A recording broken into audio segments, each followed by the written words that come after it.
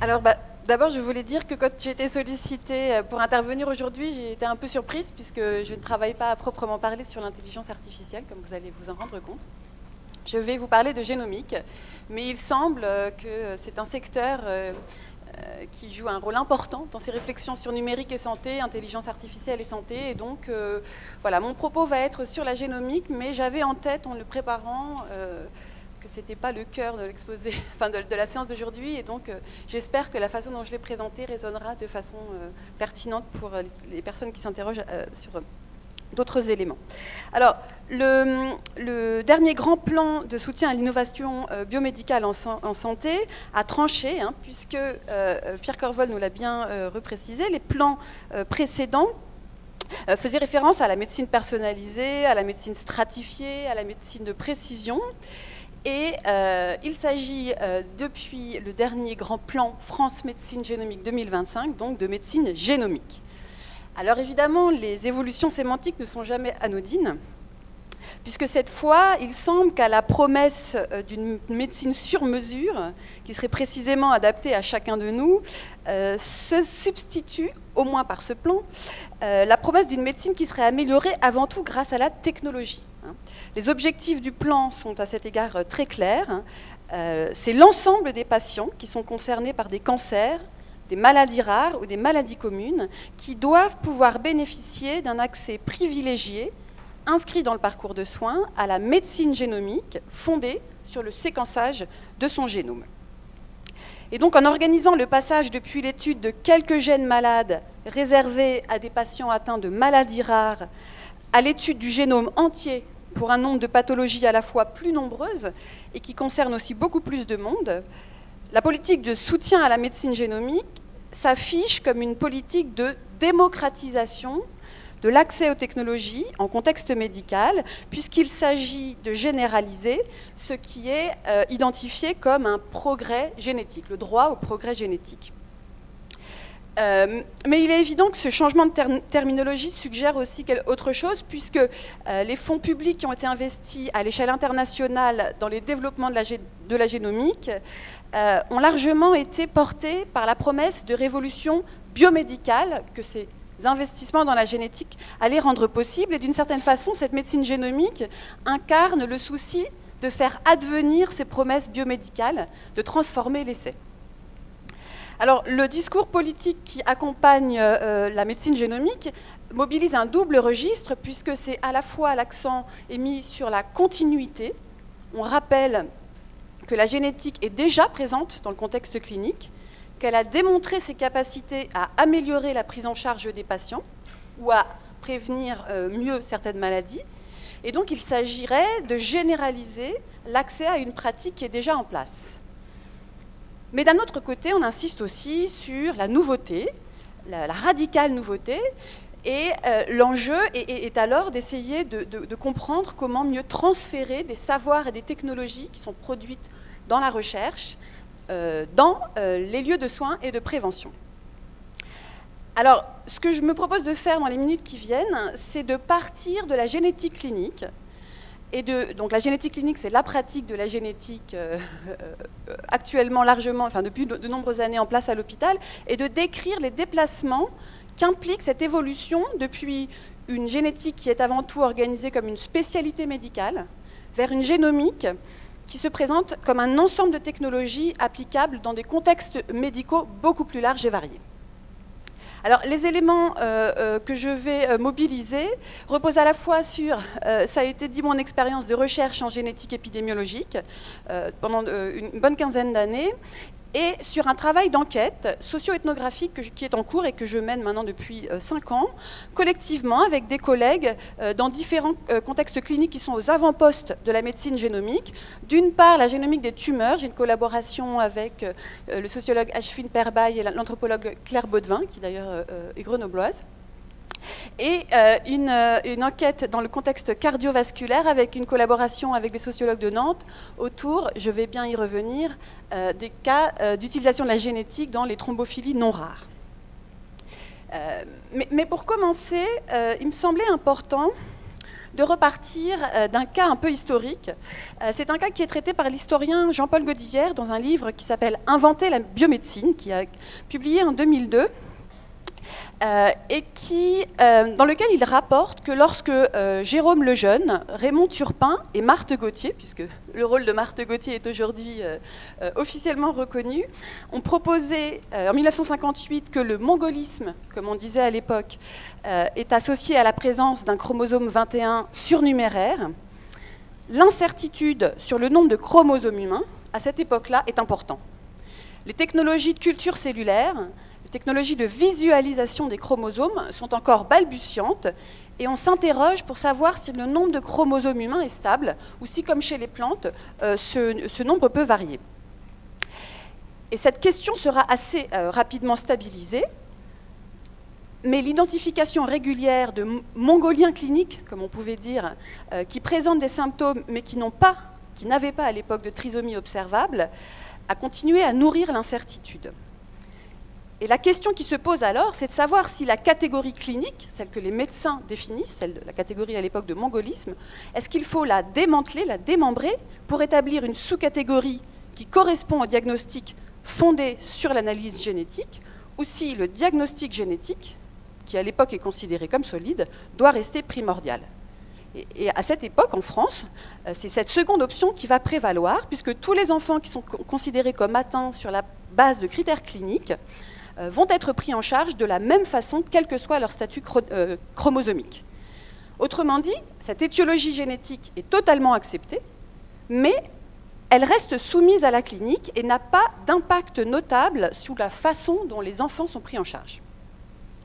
Alors, dans un autre de ses travaux, le même historien contraste cette histoire avec l'histoire de l'amyotrophie spinale infantile, maladie pour laquelle, lorsqu'on a identifié le premier locus génétique, c'est l'équipe de Judith Melki qui a réalisé cette identification en 1990, eh bien, à ce moment-là, en 1990, cette identification génétique va conduire à redéfinir les catégories cliniques. Puisque dans ce cas, les mutations génétiques sont identifiées à la fois chez des malades qui sont atteints de formes chroniques de la maladie et chez des malades qui sont atteints de formes aiguës. Or, ces deux formes sont considérées à l'époque par les cliniciens comme deux catégories distinctes. Et la nouvelle catégorie, qui est fondée sur la génétique, n'est donc pas strictement congruente avec ces catégories cliniques. Mais contrairement à la trisomie 21, cette fois, un travail va être collectivement entrepris par les médecins pour transformer leurs catégories diagnostiques et les faire coïncider avec la présence des mutations génétiques identifiables. Alors, l'analyse de l'historien Godillère mobilise un certain nombre de facteurs, puisque c'est quand même deux histoires qui sont séparées de 20 ans, mais il insiste sur deux éléments. Et je pense que ces éléments sont importants à avoir en tête aujourd'hui. Le premier, c'est que dans le cas de la trisomie, le service pédiatrique de Turpin est organisé pour répondre aux besoins des familles, en aidant notamment les familles à trouver des lieux de prise en charge pour leurs enfants. La situation est différente pour l'amyotrophie spinale, puisqu'à l'époque, les médecins sont largement démunis face à cette maladie. Est-ce que la réorganisation autour de la génétique va permettre, c'est justement de mettre en place un diagnostic prénatal efficace? Ainsi, les relations entre la génétique, le savoir moléculaire génétique et la pratique clinique, ces relations sont largement dépendantes du contexte et notamment des solutions de prise en charge que cette génétique rend ou pas possible. Le second point qui est important, c'est celui du rapport de force, du rapport hiérarchique entre les différentes professions. Dans les années 50, la cytologie n'est pas une profession reconnue et valorisée en France, et les cliniciens conservent le pouvoir de décision, en France encore une fois, c'est un peu différent au Royaume-Uni. Alors que dans les années 80, la situation a changé, les biologistes moléculaires, alliés aux associations de patients, disposent d'une visibilité, d'une légitimité plus grande, et ce rapport de force entre génétique et clinique est en partie déplacé. Alors, ce qui est intéressant, et c'est pour ça que je voulais commencer par cet exemple, c'est qu'on est assez loin de récits de technologies révolutionnaires qui sont mises au point dans des laboratoires de recherche et qui sont ensuite transférées de façon intacte dans la clinique. Mais on est aussi plus proche du quotidien des pratiques actuelles de la génétique, puisque c'est une histoire qui nous invite à regarder de près les contextes dans lesquels ces technologies se déploient pour comprendre leurs évolutions. Alors de fait, le monde des professionnels et des profanes qui sont aujourd'hui, je vais revenir au présent, concernés par la génomique, s'est non seulement étendu depuis la fin des années 90, mais il s'est aussi complexifié. La génétique clinique, c'est un domaine en France qui est historiquement encadré par des médecins généticiens, d'une part, et par l'État, avec une réglementation juridique, des lois, des règlements, etc., qui sont extrêmement importants. Alors aujourd'hui, les domaines cliniques qui sont concernés par l'arrivée de la génétique, la génomique, sont plus variés. Il y a, ça a été évoqué, tous les cancers quasiment, une bonne partie des maladies cardiovasculaires, mais il y a aussi le diabète, les maladies ophtalmiques, dermatologiques, auto-immunes. Enfin, je n'ai pas la prétention d'être exhaustive, mais ce qui est important, c'est que la génétique se retrouve au contact avec des cultures professionnelles médicales, avec des formes de prise en charge de maladies qui sont beaucoup plus variées. En miroir, les patients, leurs histoires personnelles de maladies, leurs histoires familiales, la façon dont ils sont organisés ou pas, en association, en réseau, les liens qu'ils ont tissés avec les professionnels de santé sont également beaucoup plus variés et hétérogènes. Et puis, du point de vue de l'analyse strictement génétique, le tournant vers la génomique a profondément renouvelé les formes d'expertise. Les nouvelles technologies d'analyse de l'ADN, largement automatisées, produisent désormais des quantités importantes de données numériques qu'il faut traiter, analyser pour produire des informations qui vont être utilisées dans la décision clinique. Et on constate que les savoir-faire associés à la biologie moléculaire sont peu à peu réduits à un travail de préparation des échantillons, alors que le traitement de l'information requiert des compétences en informatique, en statistique, compétences qui sont souvent plus rares et plus valorisées, enfin, jusqu'à preuve du contraire. Des bioinformaticiens, des biostatisticiens, des ingénieurs de plateforme, pour la plupart hautement qualifiés, tendent à devenir la nouvelle pierre angulaire de la génomique. Et cette centralité est évidemment renforcée par les conditions spécifiques du travail d'interprétation des données génétiques, puisque ce travail mobilise une mise en relation d'informations qui sont issues de multiples bases de données, complétées par un travail très particulier de modélisation statistique. Et alors pourquoi j'insiste là-dessus ? Eh bien, c'est parce qu'aujourd'hui, historiquement, les médecins généticiens sont des médecins qui ont une double position, puisqu'ils sont à la fois présents auprès des patients et auprès de l'ADN, d'une certaine façon, pour l'interpréter. Mais cette position duale n'est plus la règle majoritaire aujourd'hui, puisqu'il y a une proportion croissante de cliniciens qui prescrivent des tests génétiques et qui ne travaillent plus directement avec l'ADN, et réciproquement, des professionnels qui sont responsables des analyses génétiques, qui sont de moins en moins souvent au contact des patients. Alors, à ces transformations internes du monde biomédical répondent des transformations des politiques publiques et des marchés de la génétique. Et je vais insister simplement sur 2 points ici. Le premier a trait à l'évolution des politiques publiques. Avec le tournant vers l'économie de la connaissance, la recherche et l'innovation sont aujourd'hui appelées à jouer des rôles de premier plan dans les agendas économiques. Et la génomique se retrouve traitée, et là ce sont des extraits de ce rapport France Génomique 2025, donc la génomique se trouve comme étant un domaine à forte compétitivité internationale, et l'investissement public dans ce domaine doit non seulement permettre de rationaliser les dépenses de santé, avec, c'est l'objectif, une diminution du nombre de bilans inadaptés, imprécis et onéreux, une réduction des délais d'analyse, une suppression ou une limitation de médicaments inutiles, l'élimination de certains effets secondaires, le gain d'années de vie, etc. Mais la génomique doit aussi servir à développer une filière industrielle et constituer une source de développement économique et d'emploi. Ça, c'est vraiment une nouveauté par rapport à la génétique clinique.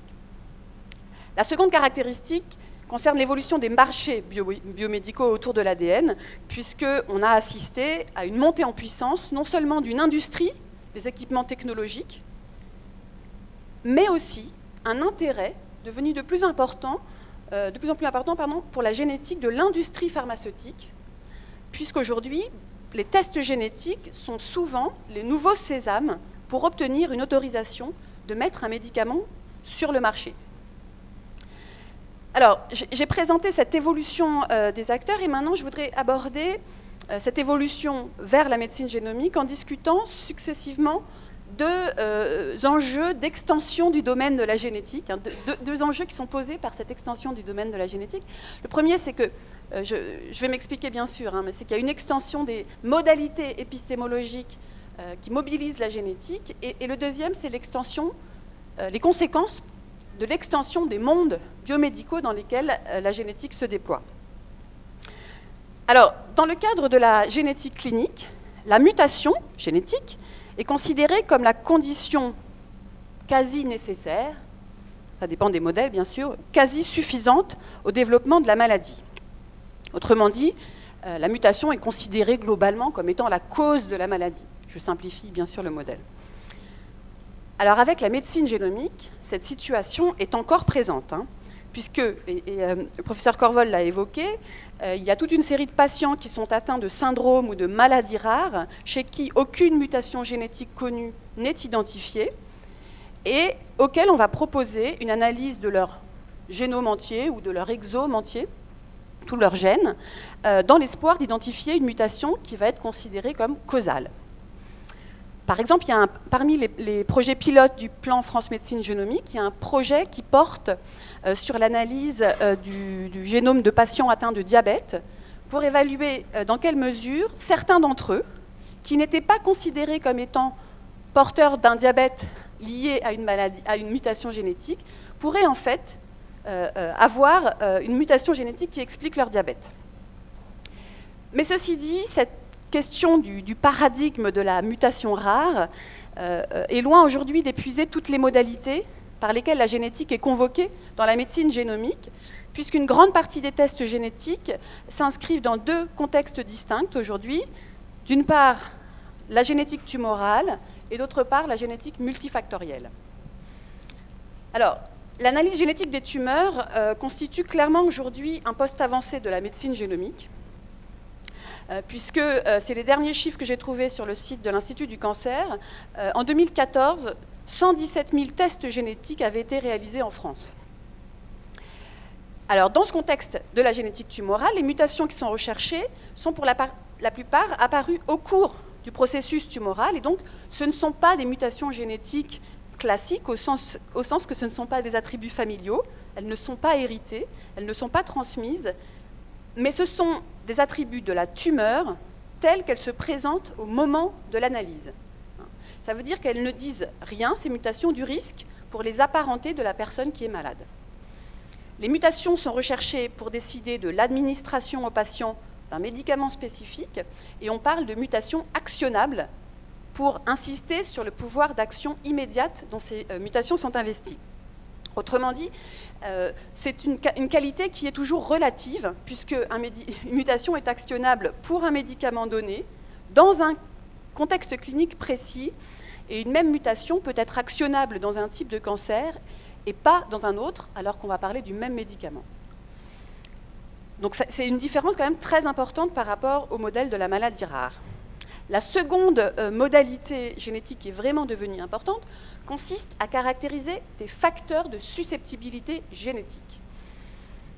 Et là, je vous ai mis les chiffres qui sont publiés chaque année par l'Agence de biomédecine, donc c'est cette institution qui est en charge notamment de faire le suivi des pratiques cliniques en matière de génétique.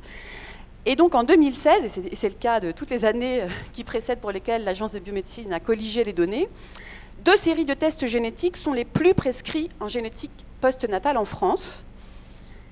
D'une part, les thrombophilies non rares, je vais y revenir dans un instant, hein, c'est 122 000 tests réalisés en 2016, et la spondylarthrite ankylosante, là encore 54 000 tests réalisés en 2016. Et dans les 2 cas, il s'agit de tests de susceptibilité génétique. Alors, juste les chiffres sur les thrombophilies non rares. Avec ces tests, on cherche la présence de mutations dans 2 gènes, le facteur 5 et le facteur 2 de la coagulation. Et je vous ai mis ici les chiffres qui permettent de décrire l'effet de ces mutations dans le facteur 5. Donc, le fait d'avoir cette mutation confère un risque de faire une embolie pulmonaire ou une thrombose veineuse profonde. On parle de maladie thromboembolique veineuse. Ce risque, quand on porte la mutation, est multiplié par 4 par rapport aux individus qui sont non porteurs. Mais cette augmentation de risque n'est que relative, et en pratique, les porteurs ne représentent que 20% des cas de patients qui vont déclarer une maladie thromboembolique veineuse. Et par ailleurs, comme cette mutation est présente chez 5% de la population générale, la plupart des personnes qui présentent la mutation ne vont pas déclencher de maladie thromboembolique au cours de leur vie. C'est donc un déplacement important par rapport au cadre monocausal des maladies monogéniques, puisque la mutation est un facteur de risque qui s'insère dans un modèle multifactoriel, multicausal. Alors, je me permets de faire, ce qui n'est pas vraiment une digression, mais un petit retour historique sur ces maladies thromboemboliques veineuses, parce qu'il est important de constater que l'imaginaire dans lequel les mutations génétiques sont causales reste pourtant très largement présent dans de nombreux contextes cliniques, en dépit des chiffres. Et dans le travail que nous avons entrepris avec Mauro Turini, mon collègue sociologue de Nantes, pour reconstruire l'histoire de la diffusion de ces tests génétiques pour les thrombophilies non rares, nous avons montré combien, lorsque ces mutations ont été identifiées à Leiden, donc aux Pays-Bas, en 1994, combien l'identification de ces mutations avait suscité d'enthousiasme dans les différentes spécialités médicales qui sont concernées par la prise en charge de cette maladie. Et il y a une grande diversité de spécialités médicales, ça va de la médecine interne vasculaire à l'hématologie, la cardiologie, mais aussi la gynécologie, la pneumologie et même la neurologie. La maladie thromboembolique veineuse est une maladie qui est relativement fréquente, dont les conséquences peuvent être graves, très graves, avec un risque de récidive qui est important et qui peut survenir, cette maladie, chez des patients qui sont jeunes et par ailleurs en bonne santé. Et c'est par ailleurs une maladie, ça se sait depuis extrêmement longtemps, qui est concentrée dans certaines familles. Mais en 1994, quand cette mutation est identifiée, il n'y a que quelques mutations génétiques rares qui ont été décrites. Et ces mutations sont intéressantes parce qu'elles expliquent une bonne partie du risque, mais elles sont tellement rares que leur utilité clinique au quotidien est finalement assez faible pour les praticiens. Alors que lorsque la mutation facteur 5 Leiden est identifiée, comme elle est beaucoup plus fréquente, eh bien, elle est très rapidement utilisée par des cliniciens, notamment, pas uniquement, je vais y revenir tout à l'heure, mais comme un moyen pour répondre à ces questions lancinantes que peuvent poser les patients. Mais pourquoi moi? Est-ce que je dois avoir peur que cette maladie ressurgisse dans ma vie? Et même les cliniciens les plus experts que nous avons eu l'occasion d'interviewer dans notre enquête, qui étaient pour certains directement impliqués dans les toutes premières études, ont reconnu qu'ils ont eu massivement recours à ces tests, comme s'il s'agissait de l'identification d'une maladie génétique causale. C'est là-dessus que je voulais insister, c'est sur cet imaginaire de la mutation génétique causale qui répond à un besoin exprimé dans certaines situations par les cliniciens. Alors, il est évident qu'une partie des chercheurs épidémiologistes qui étaient impliqués dans le papier de 1994, Fritz Rosendahl, qui est ici donc un ponte de l'épidémiologie clinique des maladies, des thromboses veineuses, lui-même nous a bien confirmé que dès le début, pour lui, ces mutations s'inscrivent dans un cadre multifactoriel, multicausal. Mais en pratique, cette divergence d'interprétation ne compromet pas la collaboration qu'a pu avoir cet épidémiologiste avec les cliniciens ou certains biologistes qui avaient une vision, une perception beaucoup plus causale du rôle de ces mutations. Voilà, donc c'était une petite incise historique, mais qui me semble intéressante pour comprendre l'effet de l'imaginaire dans ces études. Alors, l'accumulation d'études sur les thrombophilies non rares, il y a un très très grand nombre d'études, notamment épidémiologiques, qui ont été publiées, va contribuer à construire un consensus au niveau international qui est assez large sur l'utilité clinique de ces tests. Et là, je vous cite juste un des éditoriaux, des articles de revue qui ont été publiés dans le New England en septembre 2017 et qui dit clairement la majorité des patients avec une maladie thromboembolique veineuse ne devraient pas être testés pour ces mutations génétiques, puisque les données montrent que l'utilité clinique, les bénéfices du test sont extrêmement limités. Et pourtant, comme vous l'avez vu dans les chiffres que je vous ai montrés, le recours à ces tests reste encore important. Alors en France, mais ce n'est pas le cas que en France, cette situation a été également retrouvée dans d'autres pays, cette situation tient en partie au fait que les cliniciens qui prescrivent ces tests sont globalement peu formés à la génétique, Et par ailleurs, ils sont rattachés à une myriade, je l'ai évoqué, de spécialités médicales différentes, qui fait que harmoniser les pratiques est particulièrement compliqué dans ce type de champ de pratique. Alors, j'en viens maintenant à la seconde extension liée au développement de la médecine génomique que j'ai évoquée, qui est l'extension des mondes biomédicaux concernés par la génétique. La multiplication des contextes dans lesquels la génétique est utilisée, je l'ai dit déjà au début, est un trait important de cette médecine génomique. Donc aujourd'hui, de nombreux professionnels, dans les cadres de la santé, sont confrontés à la production, à l'analyse, à l'utilisation de l'information génétique, et beaucoup d'entre eux n'ont pas été sensibilisés aux spécificités juridiques, éthiques, qui sont associées à ce type très particulier de données biologiques. Ça reste clairement, basiquement, je dirais, des données biologiques. Et une proportion importante de cliniciens qui sont concernés par le traitement, l'utilisation de potentiels de tests, n'ont pas suivi de formation spécifique et ils n'ont pas été non plus socialisés au cours de leurs études, par exemple dans le domaine de la génétique clinique, qui est un domaine qui a une histoire de lien entre la clinique et la génétique. Alors les conséquences de cette diversification sont nombreuses. Je voulais juste insister sur un point, le fait que les usages de la génétique se déploient dans un cadre de régulation professionnelle qui est différent de celui de la génétique clinique. Et voilà. Donc la génétique tumorale, par exemple, telle qu'elle est pratiquée en routine sur les plateformes de génétique moléculaire de l'Institut du cancer. En 2008, l'Institut du cancer a financé la mise en place d'un réseau de plateformes génétiques en France. Donc il y a 28 plateformes qui ont été mises en place pour analyser l'ADN des tumeurs quand l'analyse de l'ADN était requise pour prescrire un médicament, la plupart du temps sur des formes de cancer métastatique, mais pas uniquement. Eh bien, sur ces plateformes, la responsabilité des biologistes qui sont sur les sites ne nécessite pas nécessairement, les biologistes ne disposent pas nécessairement des agréments qui sont par ailleurs requis en génétique clinique. En génétique clinique, pour pouvoir faire un test, le laboratoire doit être agréé par l'Agence de biomédecine. Eh bien, sur les plateformes de génétique moléculaire de l'INCa, cet agrément n'a pas été jugé comme incontournable. Et par ailleurs, les patients ne signent pas de consentement à l'analyse génétique. Alors que le droit français impose pour l'analyse génétique constitutionnelle que les patients consentent à l'analyse génétique. Alors évidemment, la justification de ces pratiques réside dans le fait que ces analyses ne ciblent pas l'ADN germinal, mais bien l'ADN tumoral.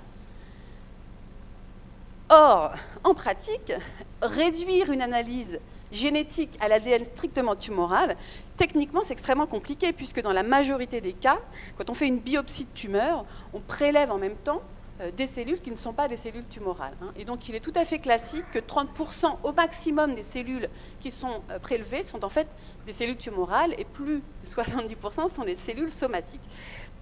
Donc, c'est juste pour dire que voilà, il se trouve que dans ce contexte-là, ça n'a pas posé problème, parce que finalement, le test génétique se déploie comme un test de plus, un test biologique de plus, dans un contexte où on a l'habitude déjà dans les laboratoires de faire beaucoup de tests biologiques. Et la spécificité génétique, dans ce contexte-là, ne s'impose pas d'elle-même. Alors, dans l'exemple des TNR, évidemment, on cible l'ADN germinal, et donc le respect des dispositions légales sont totalement appliquées. On s'est même rendu compte dans notre enquête que le consentement, puisque les patients signent un consentement, c'est perçu comme étant le principal attribut d'un test génétique. Un test génétique, c'est un test pour lequel il faut faire signer un consentement. Mais par ailleurs, notre étude a montré, et je pense que cet aspect est important à de multiples égards, que les logiques qui président à l'usage de ces tests sont extrêmement hétérogènes. Alors, je vais évoquer certaines de ces logiques juste comme illustration pour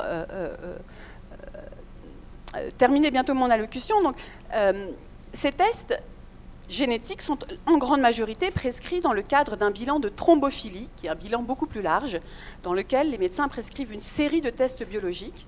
Et donc, finalement, le test génétique est un outil en plus. On a un arsenal de tests possibles et on en rajoute un de plus.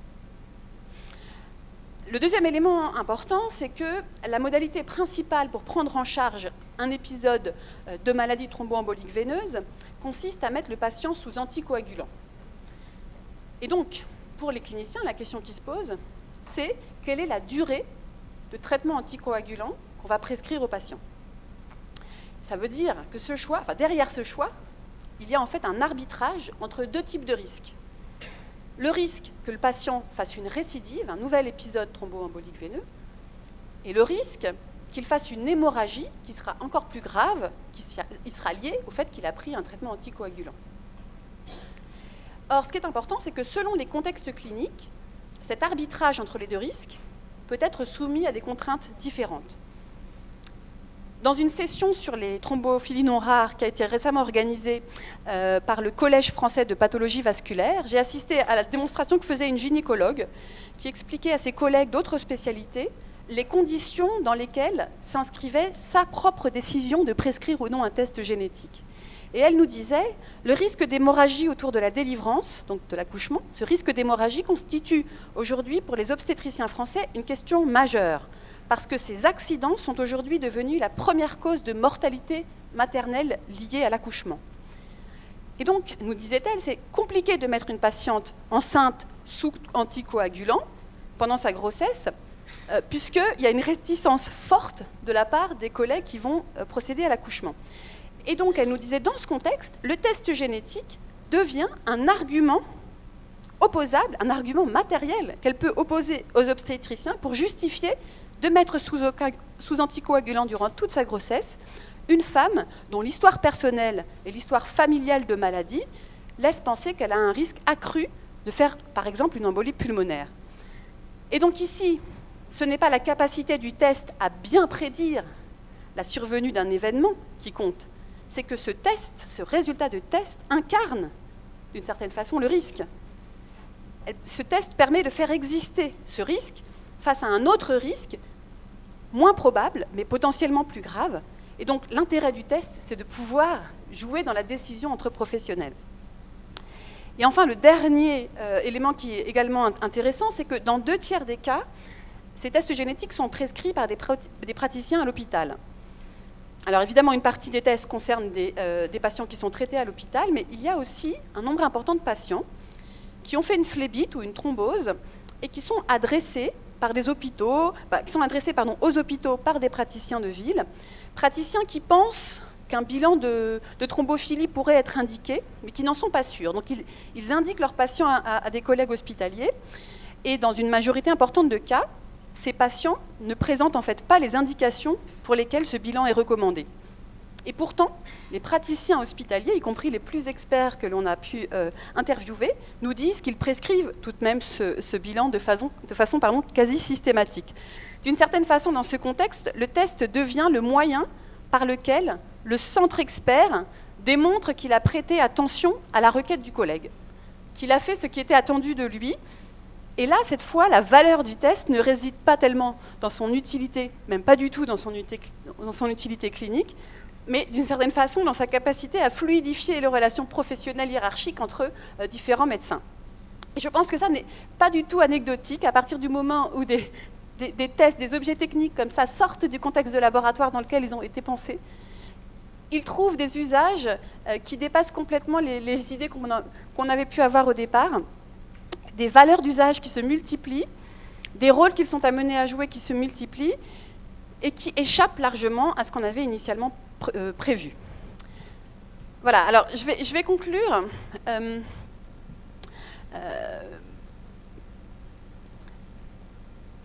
Ces éléments rapides et complètement disparates sur les conditions dans lesquelles la génomique se déploie en contexte médical sont pour moi l'occasion de montrer combien la diffusion de ces technologies est extrêmement liée au contexte humain, à l'histoire des maladies concernées, mais aussi à l'organisation des professionnels qui sont impliqués, des patients, des industriels.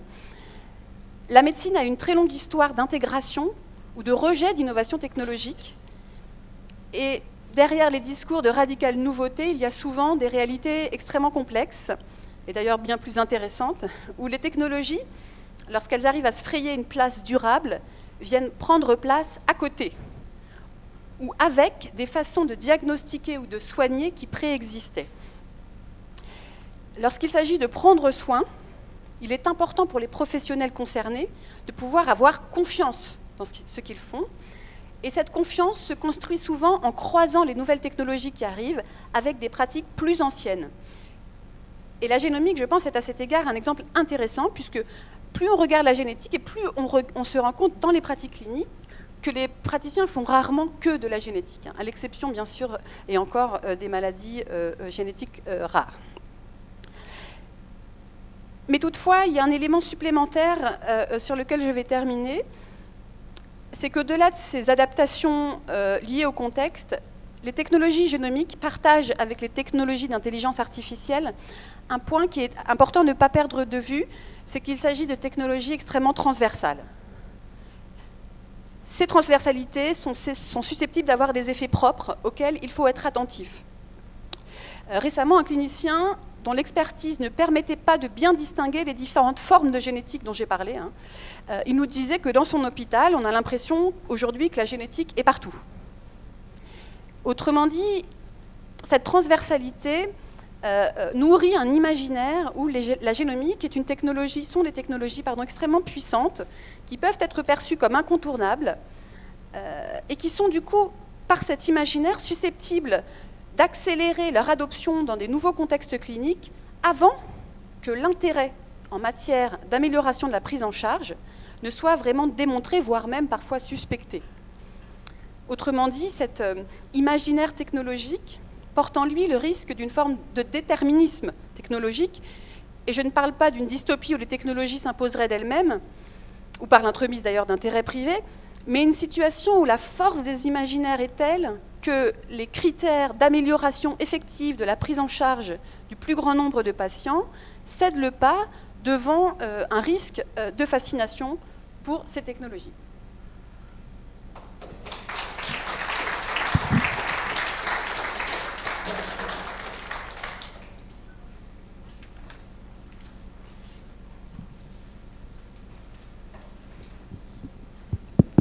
Un très grand merci, Catherine, pour cet exposé. Et puis, je vous rassure tout de suite par rapport à l'interrogation que vous aviez au début.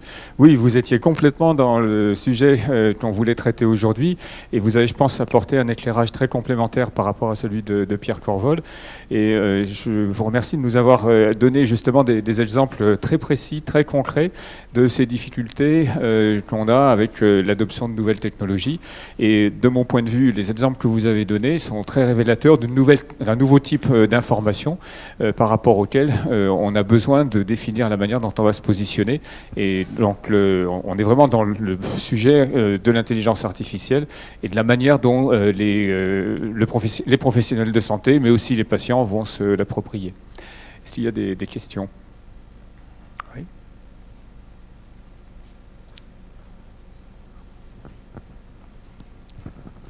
Bonjour docteur, excusez-moi pour la voix. Merci pour votre présentation. Moi j'avais une question qui se relie plutôt à l'intelligence artificielle, au big data. Dans certaines études sur les 46 chromosomes, on sait qu'on va dire on peut récupérer 1,5 giga de données. Donc si on multiplie, si on fait l'hypothèse que sur 100 trillions de cellules qui peuvent être contenues à niveau du génome, la capacité, le volume de données qu'on est capable de stocker pour chaque humain est un nombre assez apparent. Je crois qu'il est autour de 150 zétabytes, donc 10-21. Donc ma question est simplement le temps, le coût, l'intérêt et qui c'est qui va, on va dire, analyser les données. Donc en ce cas-là, les systèmes d'intelligence artificielle pour débobiner un petit peu toutes les informations qui sont nécessaires. Merci. Alors évidemment, moi je n'ai pas de réponse précise à votre question, mais le point sur lequel je voulais peut-être insister, c'est que il faut être vigilant à quand est-ce qu'on est dans un contexte de recherche et quand est-ce j'ai trop parlé, on est dans un contexte de soins et de prise en charge clinique, parce que c'est vrai que la diffusion des analyses génétiques, génomiques dans la pratique clinique pose un vrai problème d'organisation des services. C'est-à-dire comment on fait, par exemple les plateformes Inca, quand elles ont été mises en place, on n'est pas du tout dans les terabytes et on n'est pas là-dedans, on est juste dans l'analyse d'un certain nombre de polymorphismes a priori à peu près ciblés. C'est pas plus compliqué que ça, mais disons que voilà, c'est quelques gènes, quelques exons dans quelques gènes. Et déjà, quand on a discuté avec les ingénieurs de plateforme, ils nous disaient on a des soucis pour stocker correctement nos données. C'est-à-dire que le service de stockage, enfin le service informatique de stockage à l'hôpital n'est pas adapté au fait qu'on ait besoin, par exemple, ponctuellement d'aller réinterroger les données. Une fois qu'elles sont stockées, elles sont archivées et on a du mal à pouvoir y réaccéder. Or, en génétique, c'est susceptible d'être important de pouvoir réaccéder aux données, puisque si le savoir général progresse, on peut interpréter différemment un génome qu'on a déjà interprété. Donc, tout ça pour dire que l'adaptation au contexte de soins est importante et compliquée, requiert à la fois du temps, de la compétence et puis des capacités de stockage, donc évidemment de l'argent. Mais ce qui est extrêmement important, c'est justement, parce qu'on est quand même dans des systèmes de soins contraints aujourd'hui, on voit bien que la crise de l'hôpital, on ne peut pas investir dans tous les sens comme ça. Donc c'est quand même important de savoir qu'est-ce que ça va apporter vraiment en termes de soins, de pouvoir augmenter ses capacités. Donc il y a des enquêtes, enfin il y a des études de faisabilité, il y a des études de plus en plus, l'Institut Cancer a mis en place des systèmes d'essais à échelle importante pour pouvoir essayer d'évaluer les cas dans lesquels c'est important. Mais ce qui est compliqué, c'est que c'est vrai que les technologies avancent tellement vite qu'on a l'impression qu'on peut tout de suite avoir tout le génome. Une fois qu'on a tout le génome, pouvoir l'interpréter, l'utiliser efficacement, c'est compliqué. Donc on est là vraiment dans cette tension de quand est-ce qu'on est dans la recherche, où là on a des gens compétents, donc c'est la spécificité, c'est le métier d'être capable de traiter des données en grande quantité, et puis quand est-ce qu'on est dans un contexte de soins. Et quand on est dans un contexte de soins, par exemple là sur les plateformes de l'INCA, ce qui est important, c'est qu'il s'agit de décider si on va donner ou pas un traitement à un patient atteint d'un cancer métastatique. Donc il faut répondre vite à la demande. Non seulement il faut répondre vite, mais en plus, on revient à la question qu'on a eue tout à l'heure sur les algorithmes, il faut avoir confiance dans le résultat qu'on donne aux patients. On ne veut pas qu'il n'ait pas le médicament alors qu'il aurait pu l'avoir.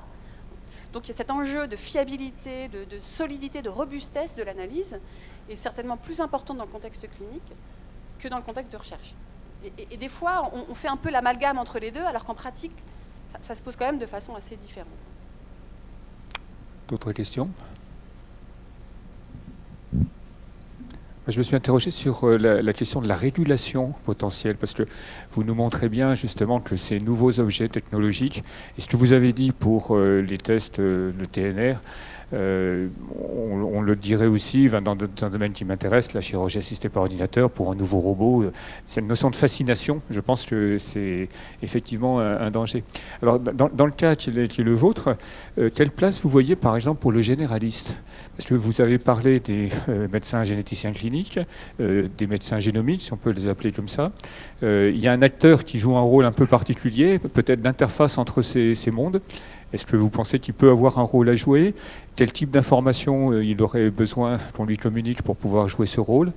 Et peut-être que l'étude que vous avez faite, est-ce qu'elle vous donne envie de trouver un moyen de réguler la diffusion de certaines techniques ? Ou est-ce que c'est illusoire ? Non, je pense que non seulement c'est pas illusoire, mais tous les acteurs en ont bien conscience. Sur la question des tests génétiques, là, sur les TNR, moi j'étais contactée par le collège, ou je sais plus, la Société française de médecine vasculaire, parce que ces questions-là, ils se les posent tout le temps dans leur pratique. Est-ce qu'il faut faire le test ? Est-ce qu'il ne faut pas faire le test ? Les guidelines disent ça, mais en même temps, nous, on a tel problème au concret. Donc, je pense que ces médecins, comme les médecins généralistes, se posent ces questions et que quand il y a des guidelines qui sont claires et qui répondent effectivement, parce que ça c'est un des enjeux, on a parlé tout à l'heure de la difficulté à faire respecter des guidelines, mais c'est vrai que quand ils sont écrits par des experts... Il faut déjà les trouver, les guidelines. Pardon ? Il faut déjà les établir. Il faut les établir, et puis il faut voir dans quelle mesure, par rapport à la réalité quotidienne qui va être celle de médecins moins spécialisés que les experts qui ont écrit les guidelines, elles répondent aux difficultés qui sont posées dans le quotidien de la pratique. Donc des guidelines qui sont bien efficace en termes de répondre aux besoins des médecins, alors, soit généralistes, soit spécialistes, mais pas grands spécialistes, parce qu'il y a quand même toute une hiérarchie de spécialités. Globalement, moi, ce que je peux dire, c'est qu'il y a quand même une volonté, parce que cette idée de faire de la médecine guidée par l'épreuve, elle a quand même été enseignée largement ces dernières années. Il y a une série notamment de jeunes praticiens qui ont le souci d'essayer de bien faire selon les guidelines, l'épreuve, etc. Mais c'est vrai qu'il y a des situations où ces guidelines les mettent un peu en porte-à-faux, et je pense que ce travail de régulation est compliqué. Et sur le cas des TNR, vraiment, moi, il me semble que ce qui est central, c'est que comme c'est des gens qui rentrent par différentes spécialités médicales, il n'y a pas forcément des guidelines qui correspondent bien pour ces tests-là dans chacune des voies par lesquelles les cliniciens arrivent à ces tests. Alors peut-être qu'en chirurgie, je ne sais pas, je ne connais pas le domaine, mais peut-être ça dépend aussi de la façon dont les professions médicales sont hiérarchisées, sont structurées et ont ou pas la culture du respect des guidelines. Et alors, dans le même ordre d'idée, votre mode de travail, si j'ai bien compris, c'est des enquêtes de terrain. Donc, c'est du temps. Et vous fouillez d'une manière assez détaillée les exemples qui vous intéressent, celui que vous nous avez montré, par exemple.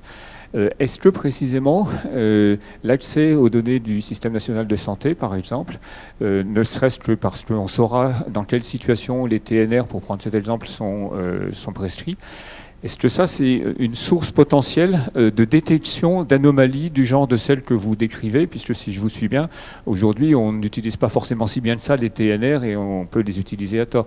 Et est-ce qu'il y a un espoir de faciliter votre propre travail et est-ce que, du coup, vous-même, vous cherchez à traiter les données du SNDS ? Alors justement, oui, sur le SNIRAM, on est en ce moment en train de poser ces questions, enfin de poser nos questions.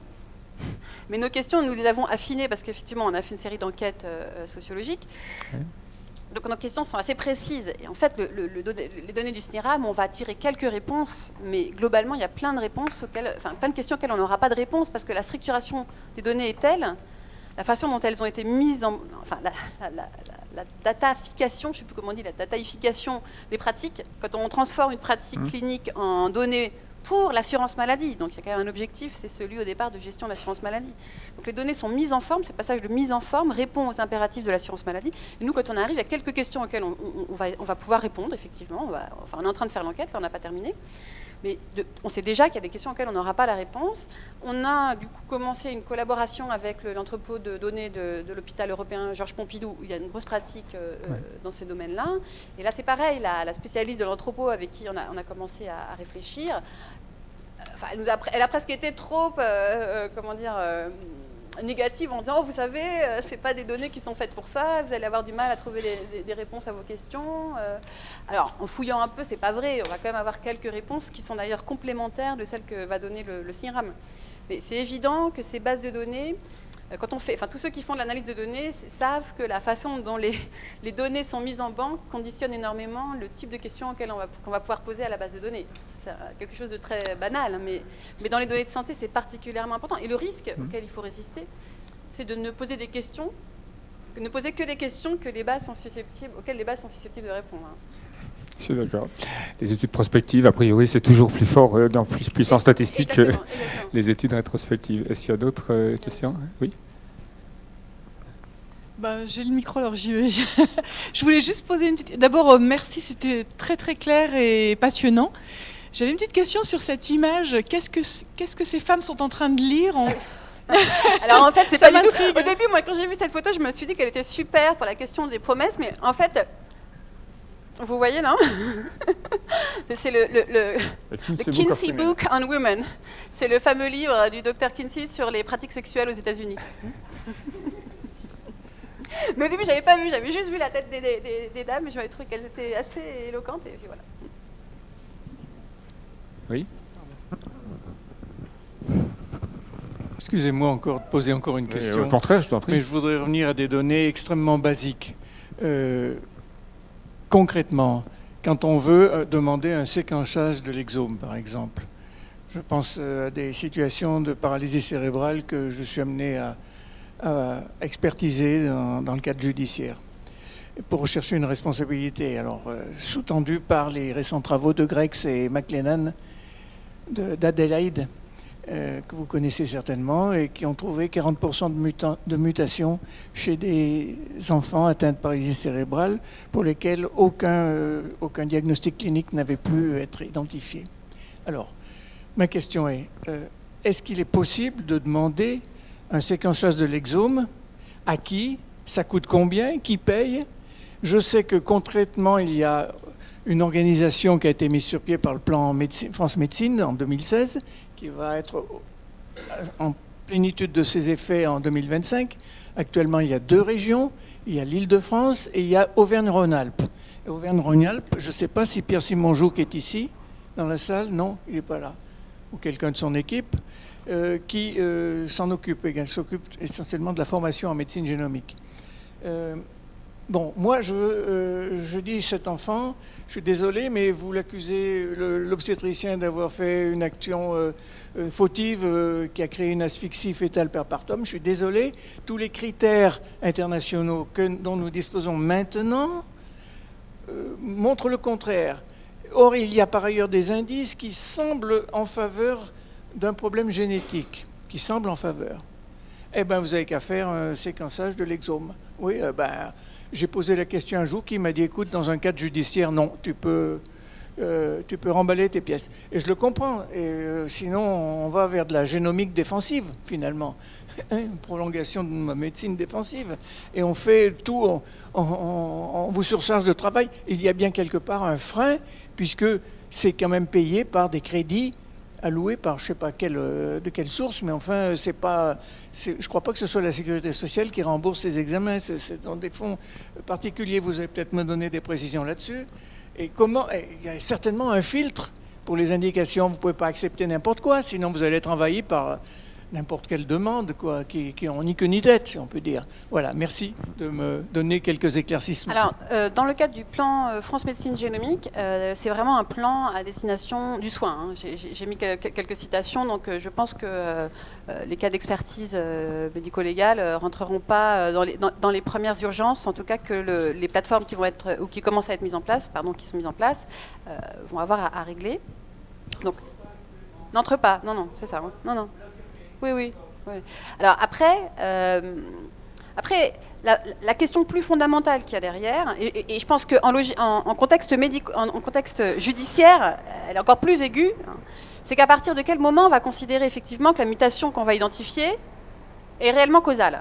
Et là, on rentre dans un je prends cette question parce que je pense que cette question, elle se pose de façon extrêmement récurrente dans un très très grand nombre de contextes. Et finalement, les contextes où la génétique permet d'identifier une mutation causale pour laquelle tout le monde est d'accord pour considérer qu'on va considérer qu'elle est causale, c'est quand même beaucoup d'exceptions plutôt que de règles. Parce que c'est extrêmement compliqué. Hein. Souvent, quand c'est des cas uniques, voire quelques cas, il y a des bases de données qui sont faites. Là, pour le coup, l'intelligence collective est extrêmement importante puisque ce sont des staffs collectifs qui vont, en mobilisant les différentes bases de données qui sont disponibles dans le monde, avec des experts qui sont suffisamment connaisseurs des bases pour connaître la limite de ces bases, parce que comme on vient de le discuter, toutes les bases ont des limites, donc c'est extrêmement important de savoir comment ces bases ont été constituées, dans quel cas de figure on peut faire confiance à telle base, et dans quel cas de figure c'est plutôt telle autre base qui va donner un avis auquel on a envie de faire confiance. Donc cette question de comment on passe de données, de séquençage à une information qu'on va juger suffisamment forte pour pouvoir fonder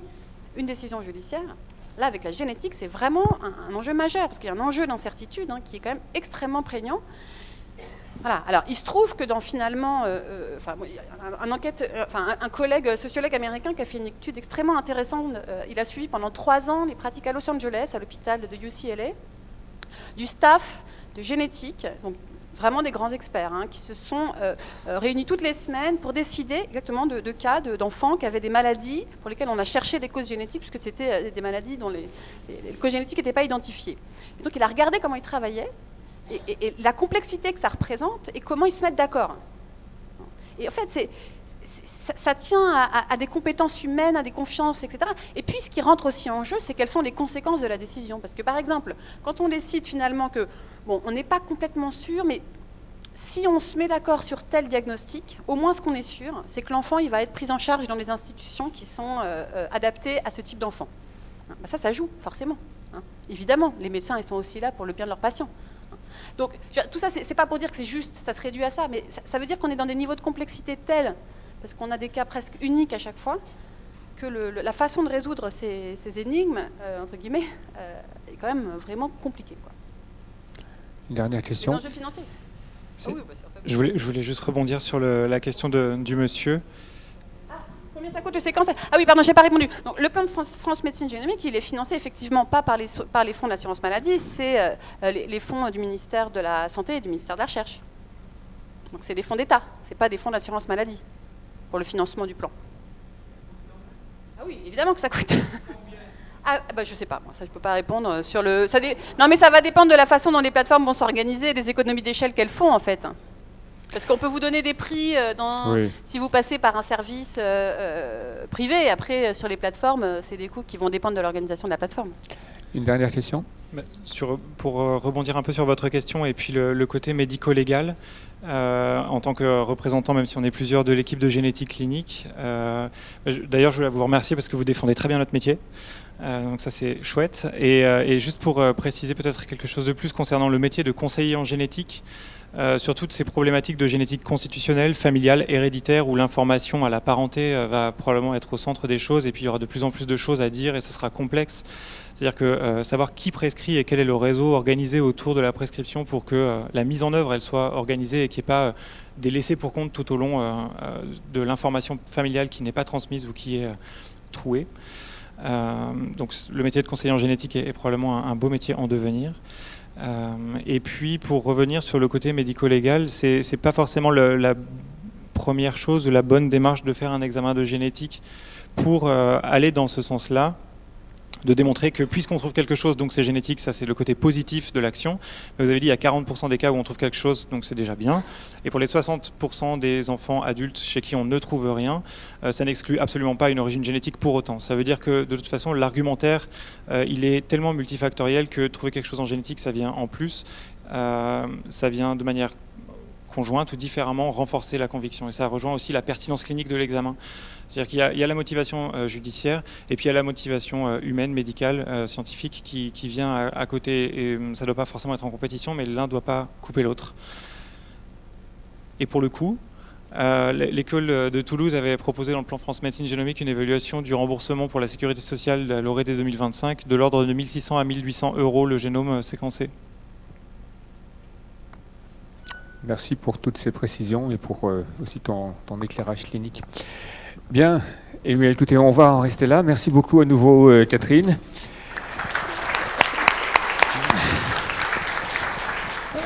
Et merci beaucoup à nos deux orateurs, parce que je pense que le pari a été réussi.